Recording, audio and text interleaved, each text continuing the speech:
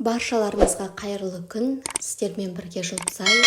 Бүгін сіздерге идеальны болып шығатын хворостың рецептісімен бөліскім келіп тұр. Ол үшін бізге 4 жұмыртқа қажет. Тұз қосамыз және де қант. Бұл жерде 40 грамм қант қостым мен. Енді барлығын жақсылап араластырып алып, ұнымызды қосатын боламыз. Ұнды алдын ала илегіштен өткізіп алдым. Бірінші осылай вилкамен араластырып, одан кейін қамырға қолыммен кірістім. Осылай әдемі, жұп-жұмсақ, сондай эластичный қамыр шығады. Дайын болған қамырмен бірден жұмыс бастай берсеңіздер болады. Осылай нанды жазып аласыздар. Бұл жерде жұқа ғып жаю керек, топ-тонкий қылып. Сол кезде хворост үгілмелі, хрустящий болып шығатын болады. Бір нанды жайып алып, бетін жауып қойдым, екіншісін жанына жайып, осылай бөліп алдым. Сіздерде үйлеріңізде осылай ирек қылып бөлетін пышақ болса, онда тіпті керемет әдем болып шығатын болады.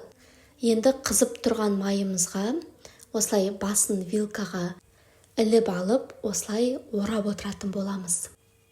Дәл осылай видеодағыдай жасасаңыздар, әдемі болып шығады. Осы нұсқасы маған өзіме өте ыңғайлы. Таяқпен де жасап көрдім, бірақ таяқпен менде шықпады.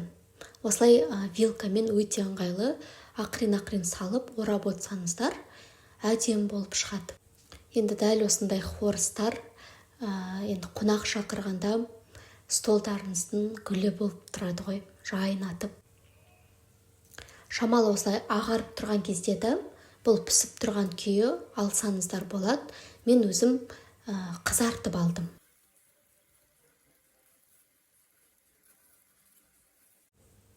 Түсінікті болу үшін тағы да бір рет көрсете кетейін сіздерге. Дәл видеодағыдай осылай айырдың басына орап, ақырын-ақырын орап отыратын боламыз. Хворост өзі өте жылдам піседі. 1 минутта қажет етпейді, тез-тез пісіріп аласыздар осылай.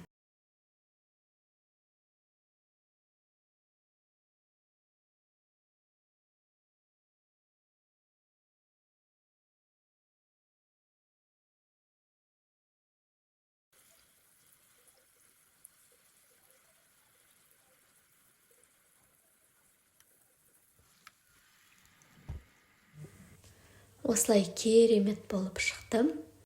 Рецепт ұнаған жағдайда каналыма подписка жасап, комментарий жазып, лайк қойып кетіңіздер.